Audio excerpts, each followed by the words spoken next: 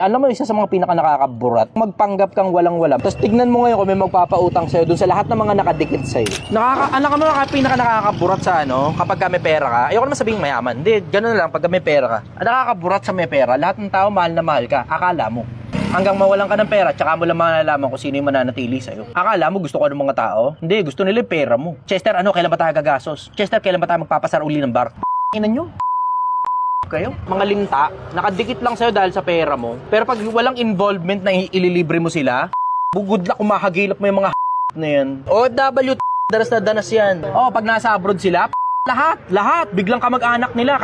Kahit yung mga hindi sila pinapansin, nasa Pilipinas sila. 100 piso lang, pamasahe lang, papuntang agency. Hindi sila mapautang. Tapos ngayon, nung nasa abroad, nangungutang 5,000 mga rito sa Pilipinas. Pag hindi pinautang, galit pa mga wala kang utang na loob bigla. Wow! Samantalang nasa Pilipinas, ni 100 piso, hindi kayo makapagpairam. Lilintain ka ng mga tao pag may pera ka, kaya mas masarap talaga magpanggap wala kang pera eh. Doon mo ngayon malalaman kung sino talaga yung mga para sa'yo. Sobrang daming linta rito sa mundo, hindi na magkaintindihan kung sino ba talaga yung mga kamag-anak, mga kapamilya, at saka mga kaibigan. Tama sabi ng Biblia, yung mga mayayaman tao, dumadami kaibigan. Pero yung kadukhaan, good luck kung makilala ka pa nila.